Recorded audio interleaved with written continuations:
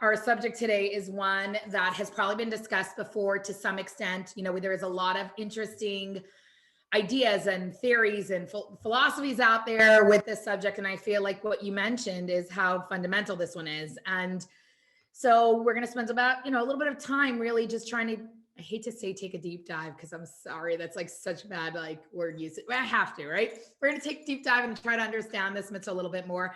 And by no means is this like replacing actually like getting ready and learning enough to actually go to a mikvah, which we'll talk about all that shortly, because there are people who spend 6 weeks, 6 different classes, brides will spend 6 weeks, grooms will spend 6 weeks just learning. I'm actually in the middle of a year-long course. I've been using a mikvah all my life, a year-long course on how to teach this mitzvah in depth. So it's like thinking you watch the 2-minute trailer and you know the whole plot. No can do. All of us are learning. And so this is part of it. I just noticed that my webcam, could you wait 1 second? Because it's not picking up proper sound and stuff. Hold on 1 second. Sorry.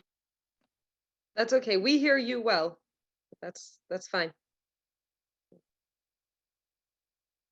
Well, now we don't, but I think it's because you muted yourself.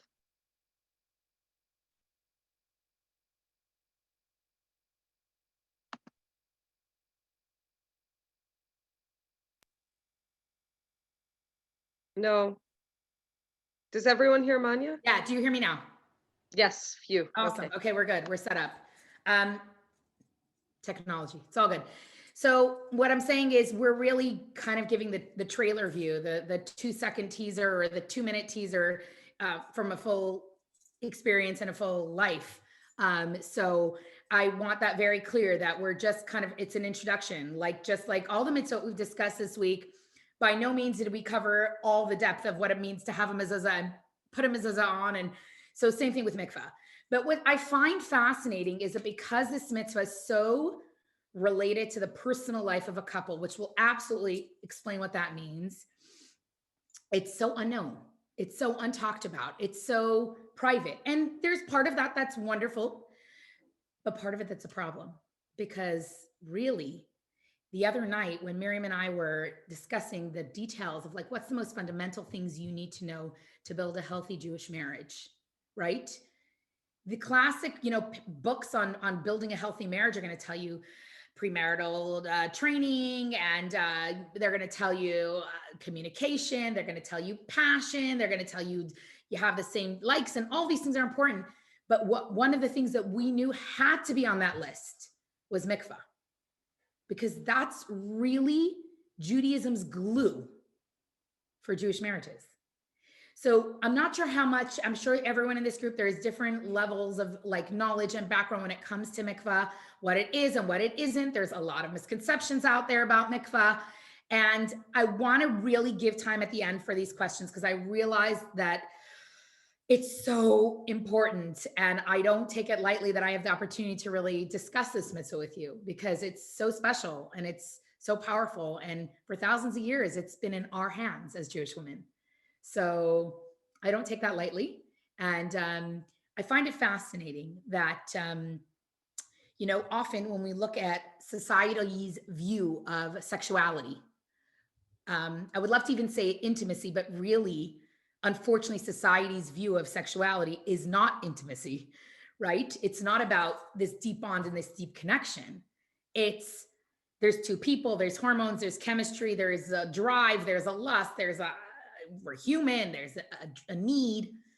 And that's the way society kind of sees it. And society also has this like weird warped, and we'll kind of also explore that soon, weird warped perspective that like, if you have a really good bedroom life, like if you get married, it's over. Right. And there's comics about this. It's in sitcoms. It's why bachelorette parties happen. Bachelor parties happen. It's like your last chance to be free because now you're, oh my goodness, being burdened and held back. In Judaism, it's totally the opposite. So really, how do we understand this mitzvah? And why is it so significant, so essential? Why does God even care what goes on in my bedroom? What does it have to do with my personal sex life? What does it have to do with intimacy? What does it have to do with me and my husband? What does it have to do with any of this, right? And so really what we really want to know is we can learn something from, NASA or Elon Musk, right? we could learn from everything. But what we could learn is that when they're sending rovers to Mars, to see if, like, if we really mess up here and we need to relocate, um, maybe Mars is an option, right? And so when they're doing all this research, what is it that they're looking for? They're looking for water, because water is life. Water is a sign of life. A child in utero surrounded by water. As a matter of fact, if God forbid there's not enough water in the sac for the child, it's a problem. They can't thrive. They can't grow. Water, the earth, we all know, 71% of the earth is made of water. Your body, over 60% of your body is made of water. Your lungs, your brain, there's water everywhere. Water is just a sign of life. And for us as Jews, really, mikvah equals life. And in essence, the one description that makes a Jewish community, it's not a Torah scroll, not a Jewish day school, not even a kosher pizza shop. It's actually a mikvah. According to Jewish law, if you want to be considered in the category of a Jewish city, it's got to be a mikvah. So what is it about the mikvah? What is it? What isn't it? How does it affect life? What does it have to do with you? You're not married right now, right? So Manya, why am I hearing about this? Because we've got to have that level of clarity and understanding of the goal, the beauty, the gift of this insane, so unknown mitzvah, but so significant and important. So here's where it gets interesting. When you go to look for sources that discuss mikvah, you see it in the primary text in the Midrash, when it discusses Adam, that Adam needed some sort of cleansing after he sinned, the tree of knowledge, and it describes how he sat in a pool of water. And you fast forward, and this question was kind of asked last night, and I think Rifki answered as well about the matriarchs and their, involvement in mitzvot.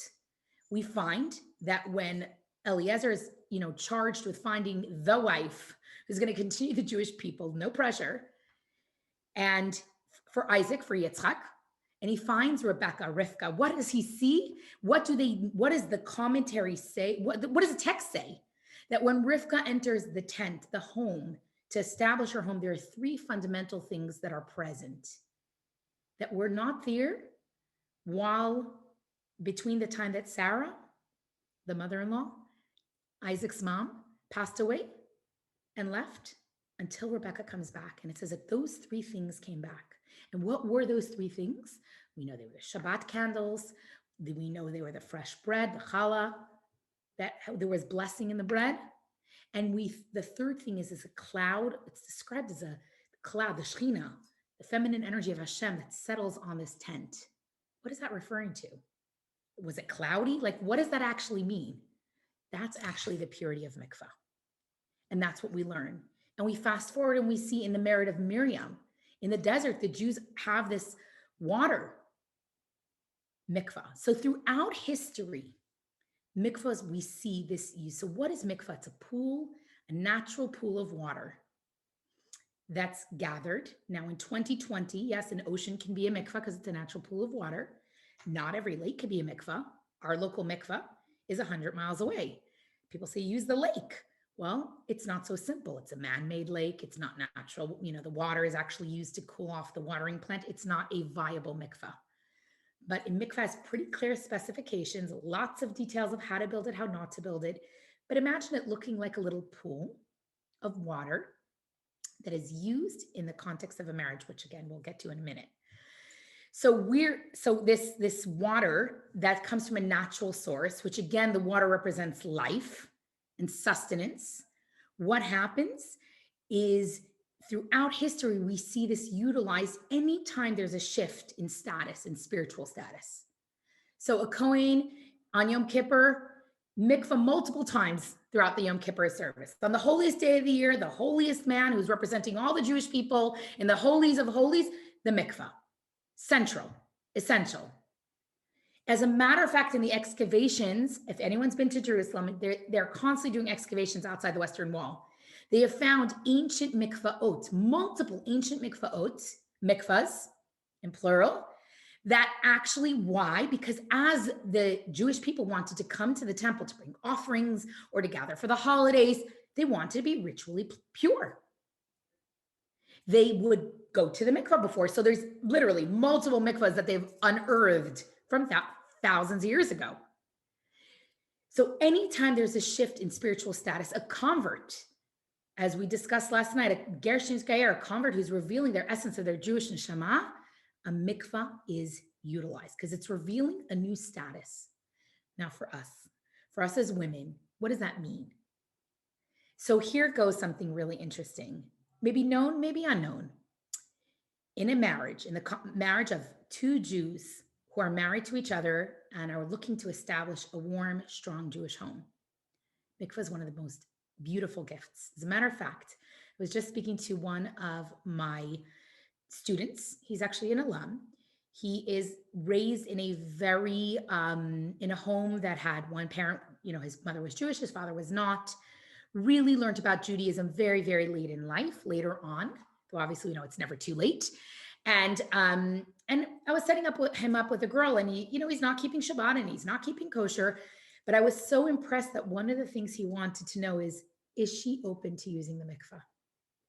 Because he understood how so important this is. So what does it look like that from when a woman menstruates, for 5 days, her and her husband physically separate from each other.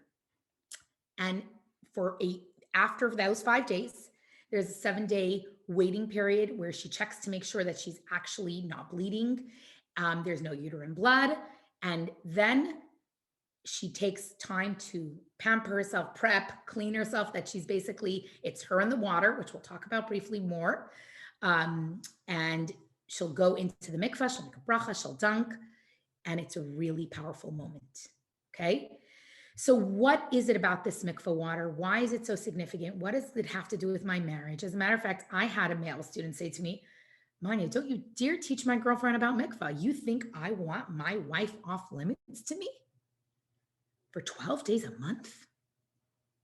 Gasp. And I said, sweetie, it is literally the biggest investment and gift in your marriage. It doesn't mean it's an easy one, but it's an investment and a gift. Because the classic, I will tell you, I live in a city with a lot of women who are my age, and they'd sit around and joke around how their love life or their sex life or their bedroom life, nothing, they're roommates. To me, in Judaism, that's so sad, because a healthy, intimate life is a sign of a healthy marriage. And in Judaism, we see it goes the opposite. You're not sleeping together before you're married. But when you're married and bringing the mikvah into the marriage stays so beautiful. And you grow together. Talk about climbing the ladder. You grow together intimately. You grow together in so many ways, right? And so really, that physical separation, it doesn't mean you're not caring about each other. It means you're suddenly given space and time to connect intellectually, emotionally, psychologically. You have to talk things out. Don't just kiss and make up. We had a fight, but we ended up in the bedroom, so now. But you didn't resolve the fight. You didn't figure it out. It was just tension and energy and two bodies. And here, within Judaism, there's time and space for everything. There's time for together and time for apart. And what's so incredible is God understands us. He made us. He knows we're never always going to be fill in the blanks. You're never always going to be the best student, the best daughter. Life ebbs and flows, ups and downs, together and apart. And what that does is it gives a rhythm that matches the body of a woman, our monthly cycle. Because what happens, because people say, oh, that means I'm dirty? Are you saying I'm dirty when I have my period? It's natural. It's what God made me. No. It's nothing to do with lack of cleanliness.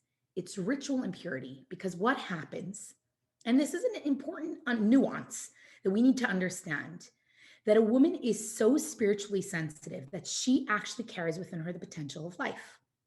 She is, God willing, right? I don't have to, this is third grade biology class, sixth grade biology class. I'm not sure which one, right? You know, you have an egg and it builds up the lining. And then if you don't get pregnant, I remember learning it, it sloughs off and you have your period and there you go. Well, what Judaism is saying, that egg, it was potential life. And anytime there's a loss of life, it affects us. And I don't know about you ladies, but many of us, our monthly cycle does affect us emotionally, physically, psychologically, hormonally. We know physically there's effect, psychologically there's effect, emotionally there's effect. There's a spiritual effect there too. And because of that sensitivity and because of the way God made us, because we carry the potential of life, that is not seen as nothing. It's not like, oh, okay, no big deal. Remember what we talked about last night? The power and the beauty and the gift of bringing life into the world? So it renders a woman in a state of ritual impurity, and therefore the mikvah, which is life-giving waters, which is natural waters, really resets that. And because intimacy is seen as so powerful, so holy, that oneness between a husband and wife, it's not just two bodies having an interaction or a fun night. It's two bodies, two halves of a soul uniting in one, godlike, masculine, feminine in one. That's really powerful. So really what we said in the beginning is society looks at intimacy or sex. There was either there's the scientific way. Well, if we want to survive and survival of the fittest, and you have an urge in order to continue the procreate, and it's very scientific. You want to have humans, the world needs humans. Okay, that's why God created an urge. And society's like whoever, whatever, whenever, however, whatever. It's a thing. You go, it's casual. You go for ice cream. You also meet up with someone. It's like whatever. You order a pizza, you order someone to come to your apartment and hang out with you, or chill, Netflix and chill, whatever it is. Or, I sat there with a student. We had guests for the weekend, and one of the guys, I guess, liked her. So he's texting her on one of these apps. Hey, you want to come over? It's like 1 a.m. She's like, no. He's like, hey. And I'm like, seriously? Why is that okay? Why is that? And I got to give it to that guy, very persistent. And I got to give it to the girl. She said, yeah, that's not how I roll. Nice try. And not an option. But point being, like we've casually, like you literally order up intimate encounters. And I'm not even going to call it intimate, because intimate's like deep and connected and a bond. Physical encounters, like people order pizza. So society's kind of we've gone down like a really unhealthy space with this, for sure, for society. And we see that there's so much dysfunction in society that kind of really comes from this very cavalier, casual disregard, just two humans, two bodies, whatever. And so that's like the societal perspective. And I can tell you how many girls and guys I've spoken to about this, where they feel like they're being used, but like it works and it's good and whatever, right? And then obviously we understand that intimacy and sex, or I don't even want to say, because like really it's not intimacy, and like intimacy is a nice way of saying it, but really there's such a power between a male and a female being together physically. They could create life, they could create the next generation, they could bring souls into the world. That's really powerful. And psychologically, if this tool is used in the wrong way, God forbid someone's abused, the repercussions, the ramifications are really heavy and require a lot of help and support. So Judaism says, yes, it's so important. Yes, of course, biologically it's important. We need it to, if God had not wanted this to exist within humanity, we could have hatched from the rocks. God clearly designed this, that this unity of a male and female is what creates the next generation, brings souls into the world. And it's so powerful, physically, psychologically, emotionally. It's absolutely so powerful spiritually. And so because of that significance, because of that centrality, that's what defines a Jewish community. That's what continues the Jewish people. I want to tell you that my mother-in-law, my great-grandmother, or my children's great-grandmother, my husband's grandmother, they lived in very challenging times, escaping from this place, from that place. They lived in Russia and then Leningrad and then here and there, whatever it was. And my mother-in-law, as an adult, she told her, she was having a conversation with her mother about those times and remembering. And my mother-in-law said to her, I noticed that I think they were having a conversation about having children. And she said, I noticed that you had 2 children, and then there's like a 4 years the break, and then another 2 children very close in age, and then another 4 or 5 year break, and then you had another 3. So what was going on during those breaks? Were you like, not having children? Was there marriage problems? Was there a health issue? Was there infertility crisis? Like, what was going on? And her mother looked at her and said, those were the years that we had zero access to a mikvah. So daddy and I were never together during those years. It wasn't because they didn't love each other, because bringing children into the world with this gift of mikvah is the biggest gift we could do. And I tell it to my girls, my brides, I say, you understand the power of this mitzvah before your wedding. So many people are very comfortable doing it before their wedding. Sure, I'm getting a manicure, I'm going to go to mikvah, I'm going to go to a spa day, whatever, however, right? They're very comfortable with it. But now in my marriage, ooh, that's like a lot. But I always tell them, always realize the gift it brings of this pattern of together apart, because passion is wonderful and love is wonderful, but everything ebbs and flows. And Judaism says there is a structure. God who created us, who created this institution of marriage, who created us with, like we said, we look in the Torah, and Torah gives us our guide for how to live. This is how to build healthy, strong, loving, connected marriages that last. That there isn't, oh, well, I'm bored of her or I'm bored of him. There is this bond, this connection, and it becomes so much the focal point that when Corona, everything was being shut down around the world, there were committees working with governments in different areas to assure that mikvaot can be left open when things were in extreme lockdown. And they had to adapt a little bit of exactly the usage, but these mikvah buildings that are in every Jewish community are so central to Jewish life. You can, whatever, you can sell a synagogue to build a mikvah. It's so essential to the continuity of the Jewish people, because healthy homes, healthy marriages, love, shalom bayit, between a male and a female. When there is love and warmth and peace in a home of sanctity and holiness, that's the soul, the way the souls are brought into the world. That's the environment that they create. And then those children go out into the world with that gift. And the world needs more healthiness and sanity and happiness, right? We all know that, right? The world needs more marriages that are sustainable and are not just temporary because we're bored. The world needs stability. The world needs, contrary to whatever society says that this doesn't matter, we do. We know what the gift of that is and what that looks like. So ultimately, the mikvah itself can be a beautiful spa-like experience. Many of them are beautiful. And then there are some mikvot I've been to that are not the most beautiful, but there's still this natural pool of water. They're always clean. I would say, people say, oh my gosh, you go into a mikvah.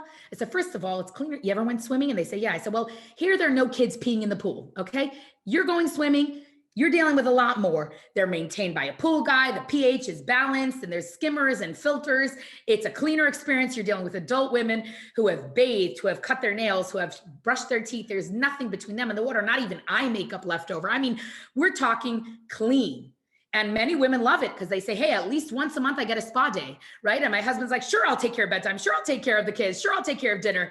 You go do your mikvah thing. So there's, for us as women who are pulled in so many directions, to have once a month where we're focusing inward on our physical body and on our soul and on our marriage, and carving out sacred time and sacred space for it. And it doesn't always mean it's convenient. I cannot tell you how many times I'm driving home from the mikvah at 1 a.m. because the mikvah's up to, 100 miles away each way. And maybe there's a very late program or a late class, and I'm not leaving to the mikvah till 10 p.m. But there is no doubt that through the 22 years of marriage, this is such a core anchor and foundation. And I was reading a book from a psychologist about revamping your marriage. And she says, her suggestion and her advice is 2 weeks on and 2 weeks off. Take every month, 2 weeks where you're physically together and 2 weeks where you're apart. I'm like, girl, you are so late to the game. We've been doing this for thousands of years, and it's been holding the Jewish marriages together for thousands of years. As a matter of fact, Brandeis University did a study, and marriages where mikvah was used, the success rate was exponentially higher, much higher.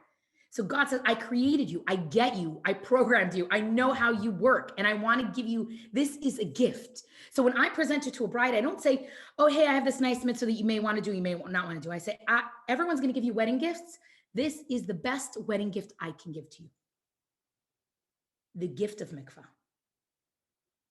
The beauty of mikvah. The centrality of mikvah. Because mikvah waters they give life. As a matter of fact, in the Lubavitcher Rebbe wrote a thought for the day, each day, called Hayom Yom, literally, daily digest of tidbits. And sometimes it's advice, and sometimes it's insight, and sometimes it's, hey, today's this day on the Jewish calendar, and this is the logistics of the day. Varies. But in one of the most powerful ones, it talks about the waters of a mikvah, that if we understood how life-giving these waters are, we would do everything we could to introduce everyone we could to this beautiful gift. And I want to tell you a firsthand story that happened. My son is now 15. So when he was in kindergarten, that's what, 10 years ago? 10 years ago, I walk into the hall. I had heard that his kindergarten teacher had, her husband had just been diagnosed with a very severe stage 4 throat cancer in his neck. And it was very intense. And I bumped into the hall and I said, Sharon, what can I do for you? What can I do for you? What's his chapter? Tehillim, Psalms, let me say it. Let me give extra charity in his name and his merit of his healing. And she said, Manya, I heard that mikvah saves lives. My mother and my mother-in-law never went to mikvah, and I want them to go. Now, why did she want them to go? So first of all, let's discuss this. There are two ladies in their 80s who've never gone to mikvah, whether they knew about it, didn't know about it, whether they chose not to go. Two 85-year-olds, 80, 83, 85, well into their 80s. Second of all, what she was alluding to is the idea that in any mitzvah is a bond and a connection. And if mikvah's bond and connection and energy that it brings down to the world is life, then is it just limited by, well, I didn't go now, so I don't have that blessing? Well, actually, because it's a mitzvah and it's a connection to God, to Hashem, and Hashem is not defined by time and space. So it's actually a mitzvah that if someone goes to the mikvah, retroactively, it brings that blessing of life. So she said, I want them to go in his merit. So I start to say to her, look, Sharon, that's so beautiful. I'm trying to be a little realistic here, two 80-year-olds. And I said, maybe if you approach it from the vantage point of like, hey, listen, I have a request for you. It's kind of something that's important to me. I may not be the most rational. I said, look, Sharon, when they're asking, what can they do for you? They mean, can they drive you to the hospital? Could they make you dinner? Could they bring you a lasagna? They don't mean, can I at 85 years old learn the laws of mikvah and dunk in a mikvah? So she looks at me, she says, great, so you'll teach them? There are very few moments in my life where I freeze. I froze. I, at that point, had been very comfortable talking to college students about mikvah. But two 85-year-olds who have never, and whether they chose or did not know about it, I panicked, I froze. I said, well, I lived 100 miles away. I said, I don't live here. And my sister-in-law, she lives here and she teaches. She looked at me straight in the eye and she said, Manya, you asked me, what can you do? That's what you can do. So now what am I going to say? No. I promise I'd be more comfortable making a brownie and saying a chapter to Tehillim. So I quickly sat down. I said, okay, sure. She calls me an hour late. She says, next Tuesday works. Next Tuesday works. Monday, I get a call from her. She says, Manya, so you don't mind a few extra ladies come, right? No problem, Sharon. She says, yeah, so it's going to be about 25 women and from the ages of 16 to 85. Okay, exactly. Slightly diverse population there. The 16-year-old's like, why was I dragged there to hear about a mikvah? The 85-year-old's probably like, hello, I want to take a nap, leave me alone, right? Why was I dragged here? And it was arranged, really. And not one of them, had ever really heard this mitzvah before. I'm telling you, I went into that class. I had an hour and a half to not just sell the mitzvah to them, like, I want you to know this mitzvah and the gift of it. But I also had to give them enough know-how that if they chose to do it, they can do it. So enough details. Remember I said it takes 6 weeks to learn? I gave them enough details. So I literally went in there and I said, God, this is literally for you. This is way out of my comfort zone. This is for Sharon. This is for Eddie. This is for you.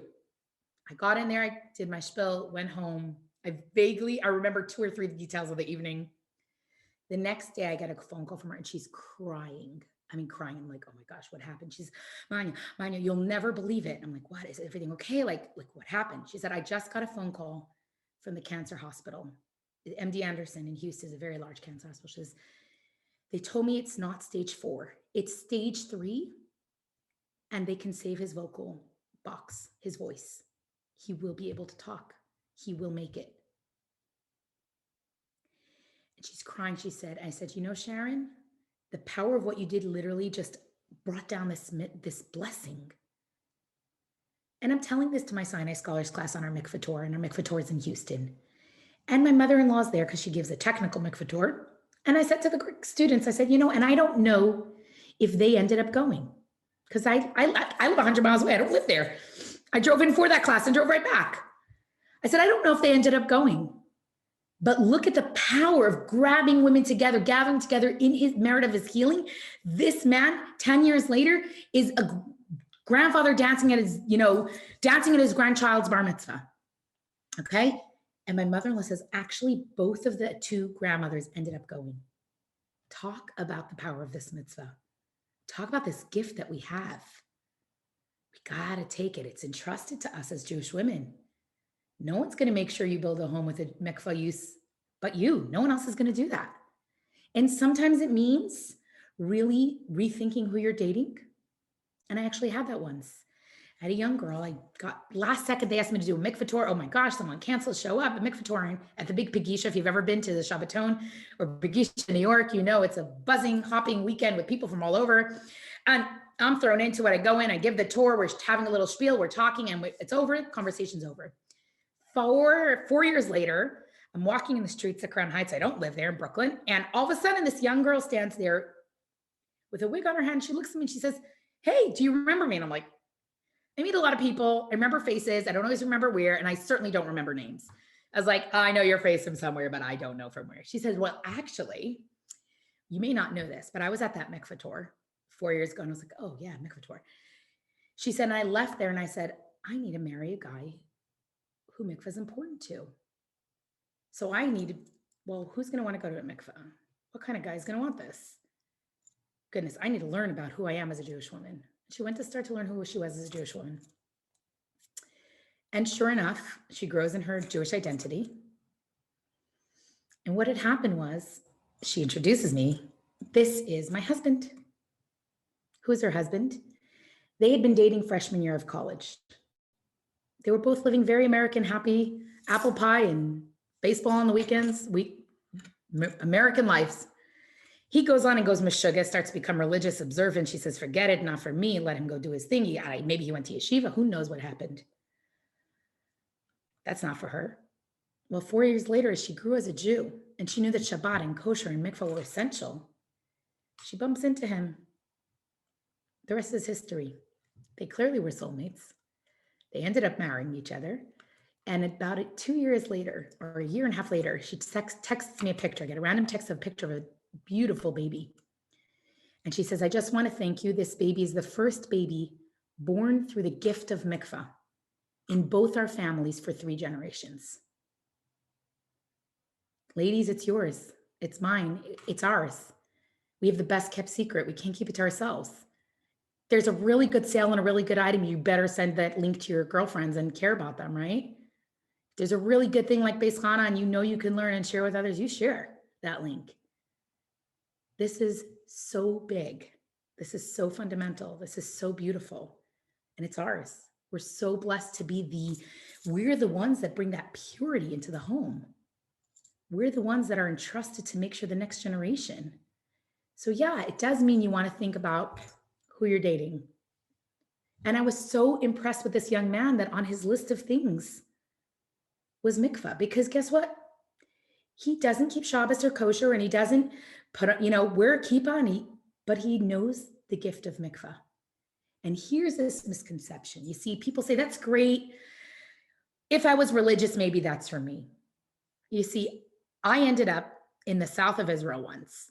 And it happened to be that I had to go to the mikvah and I had to research where that place was. Now, I was in some kibbutz somewhere on some trip. And I call the taxi driver and I say, hey, I need to go to this location, this address. Now it's Israel. It's like family. Everyone's in each other's business. And he says to me, oh, the mikvah, no problem. I don't want you to have to call another taxi. I'll just wait for you about a half hour and I'll bring you right back. It's a 20-minute drive. It's in the desert. You're going to have a hard time. Your phone. I got this. Okay, so first of all, thank God only in Israel is the taxi driver want to make sure you have a safe ride home from the mikvah. That's just like only in the family, you know what I mean?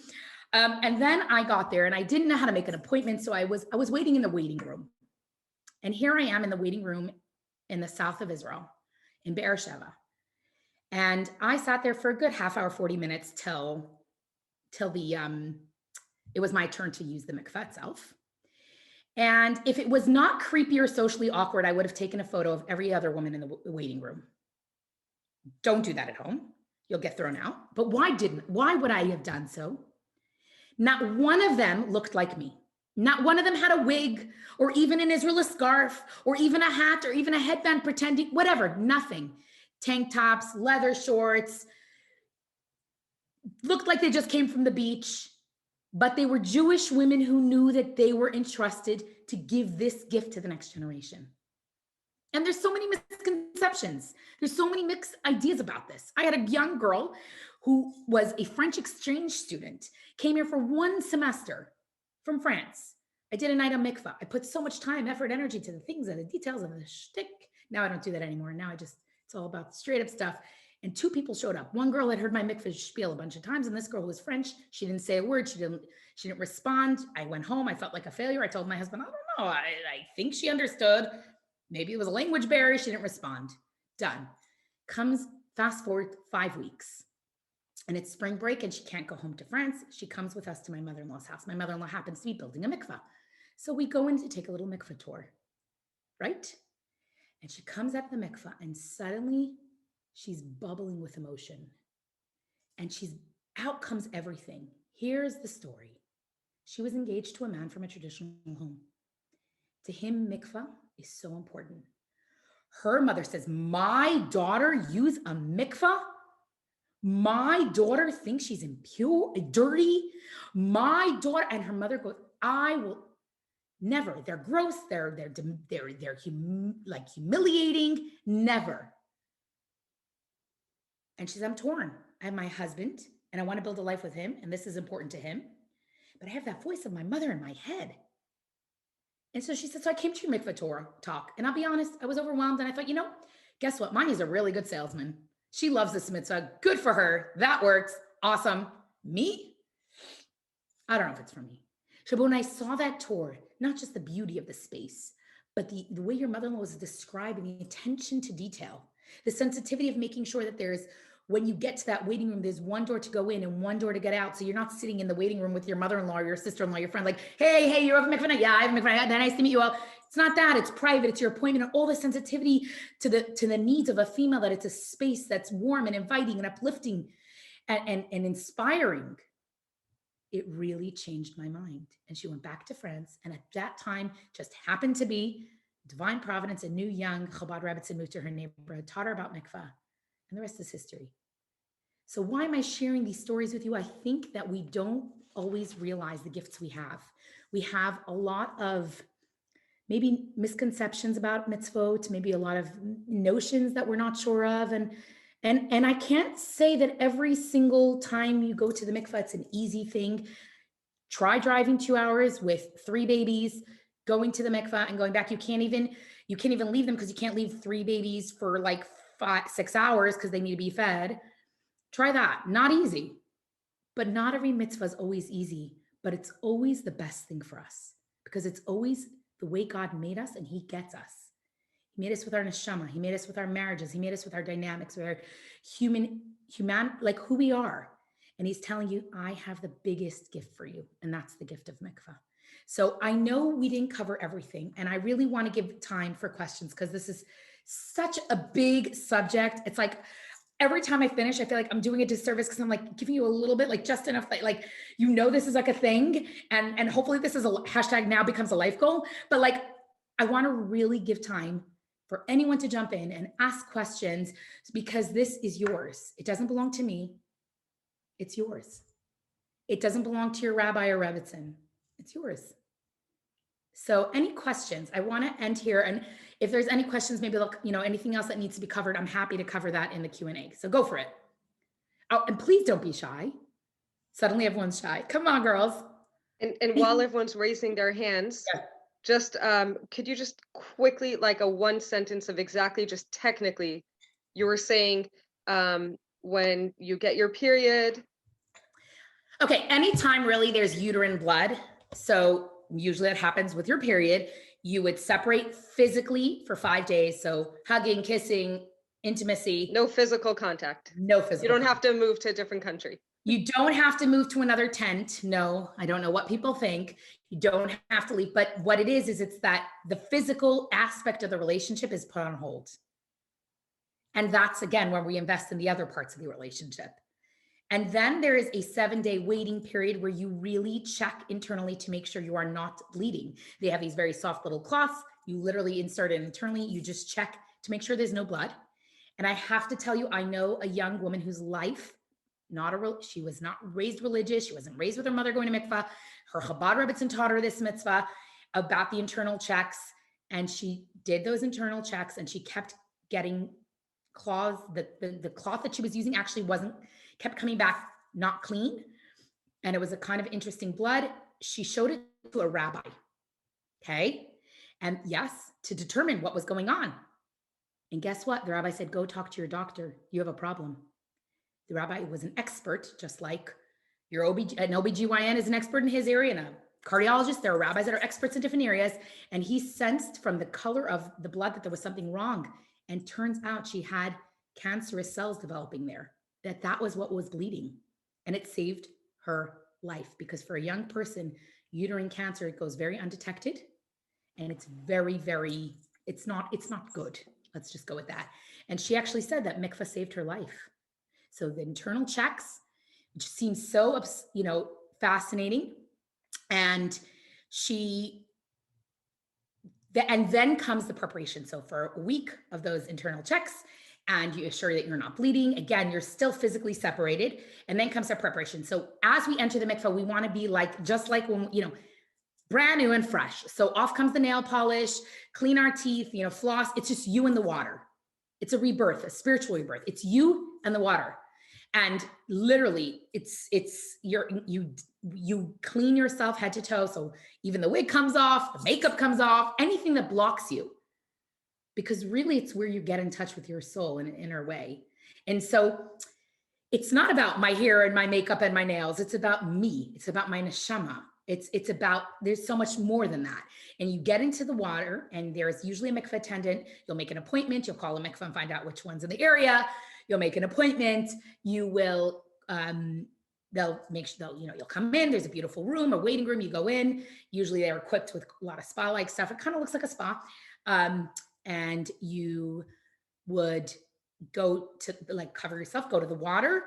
The mikvah attendants there, she makes sure you actually are safe. I once had a situation where I took one of our Aggie girls to the mikvah and she had taken such a hot bath. And when she was going into the water, she got really, really dizzy. And had I not been there, I don't know what would have happened actually.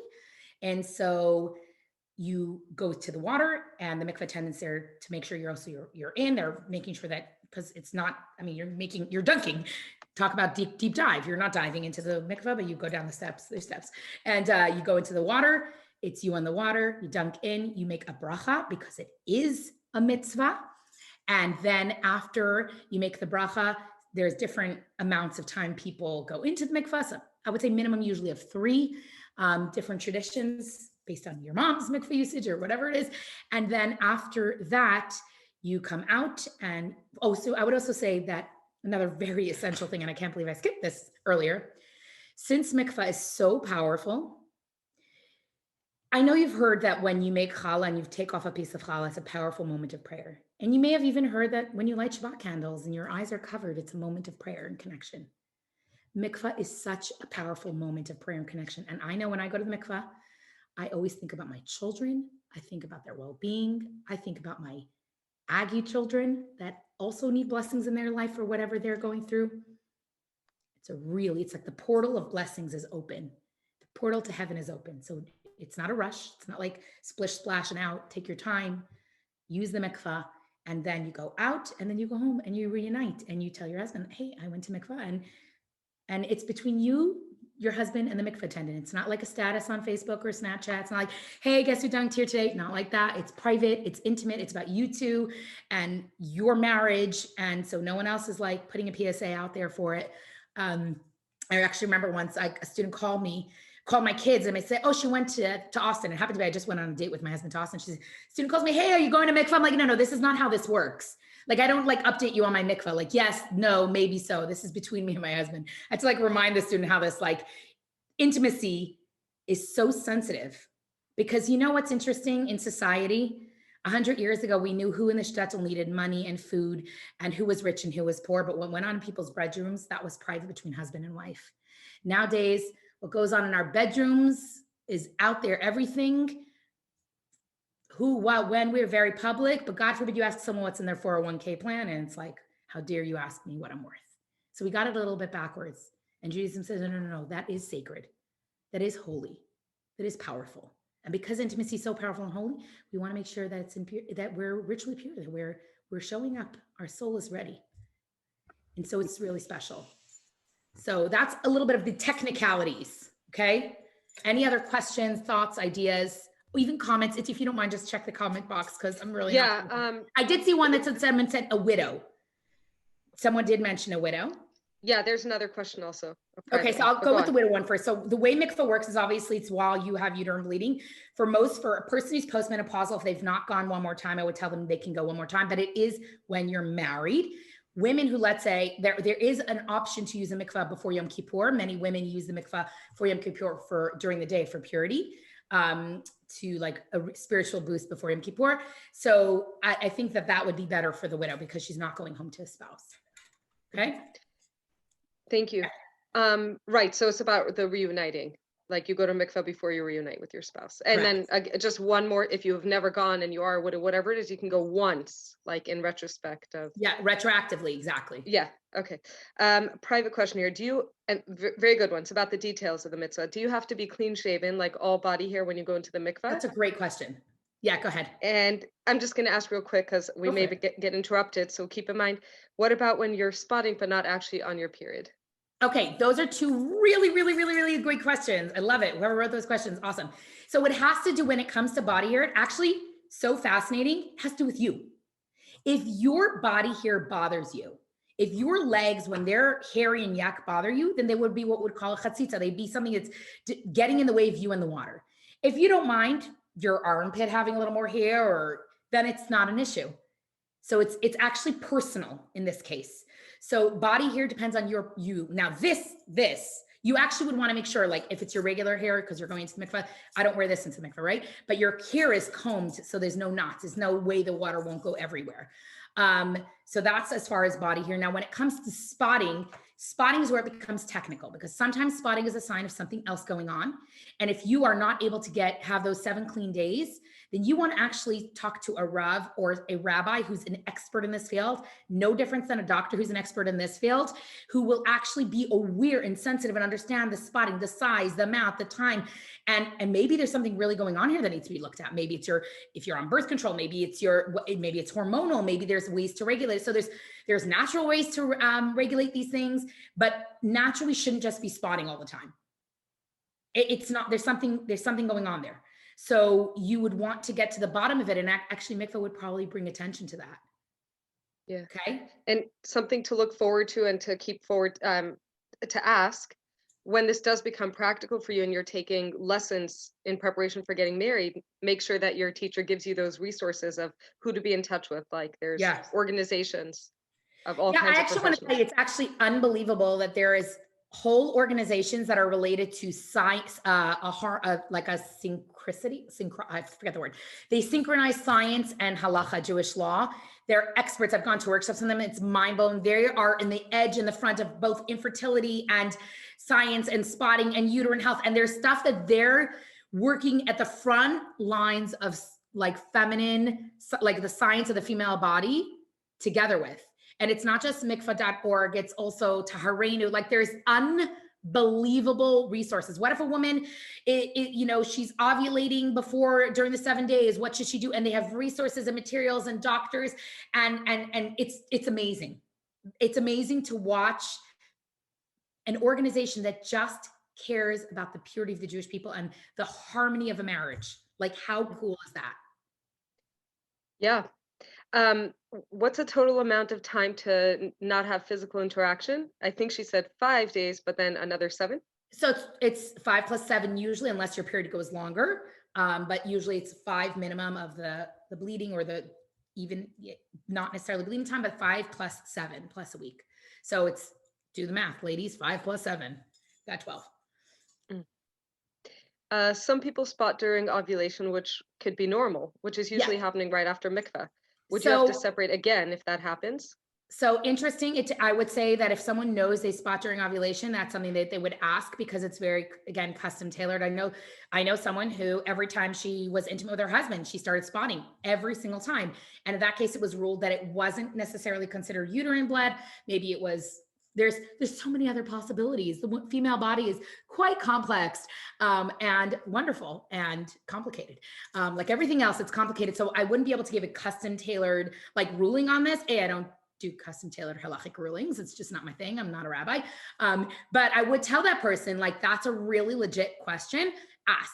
If that's their norm. I know people who were told, because of their body, and this is an exception to the rule, because of their hormonal issues, not to do 7 days of checking, to do checking on the first day, checking on the last day. So halacha Jewish law is very, very logical, very, very sensitive, and very, very understands humanity and physiology and the female body, and works to, the goal is to be together, not to be together.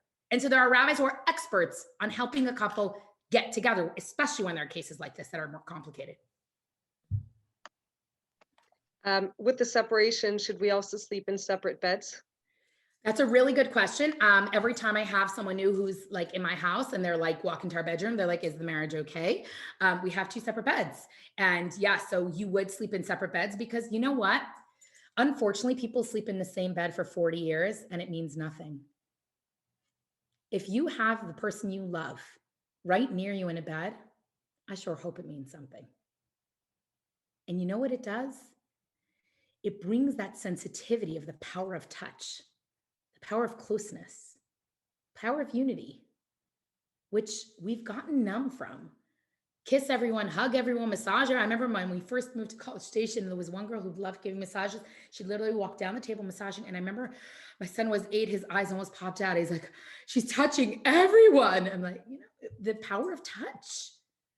When you hold someone's hand for the first time, it feels amazing. Butterflies, wonderful. You kiss someone for the first time, but when you're holding everyone, hugging everyone, kissing everyone, whatever, you're drunk, you're high, who doesn't, whoever, whenever, this restores the power of these senses. And interestingly enough, during those 12 days, if you want to know what we refrain from, they actually follow the 5 senses. Touch, smell, all these things that are all about, because it should mean something to hug the person you love, or to sleep in a bed near the person you love. Their contact should mean something to you. And if it doesn't, we got a problem. So yeah, 2 separate beds. Any more great questions coming in? You guys, I love your questions. And I'm so glad I really tried to keep the other part short so we had time for these questions, because I feel like that's maybe been missing until now. That was, incredible orchestrating. Thank you. Anyone else? Yeah, feel free to unmute if you have jump question. in and unmute. Or if you want to share some inspiration you've heard about Mikvah, or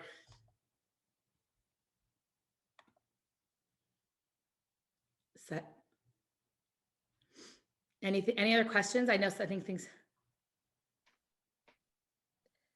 I don't see, if anyone else sees any questions in the chat that I may have missed, please go ahead and read it. Yeah, I had just say you're dating someone and you want to explain to them, they never heard about this mitzvah. How would you explain, in 1 or 2 sentences, what it means? Judaism has the biggest gift that's going to make sure that if we marry each other, that marriage is long lasting and full of passion. and I want to tell you about it because I learned about it and it's so awesome. And then go online, mikvah.org. There's articles. And for all those, you know, and like I told that college student who was so worried that his wife was going to be off limits for 12 days a month. I said, do you know how many American marriages are sexless? They get bored. They get tired. Tomorrow, next week, next month, next year, next day, 6 months past, 9 months past. It's tragic. Intimacy is so a part of a beautiful, and here I say intimacy because a husband and wife who are committed and love each other, it's intimacy. It's not sex. So Patricia, Chana, I hope that gives you some clue. Thank you. Yeah. Yeah. There's a really practical question here, really good. How do you tell your significant other about mikvah?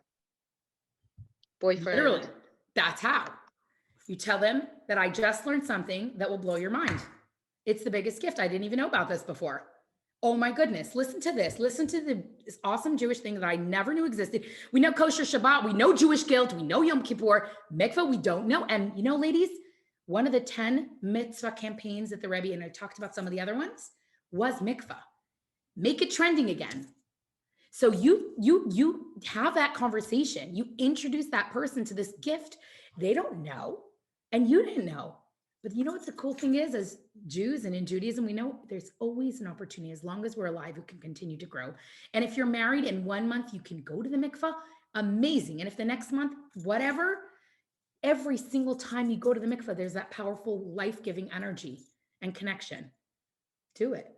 So I would really tell them, like, I just heard something so awesome that I never heard about. And it sounds like something we should learn together.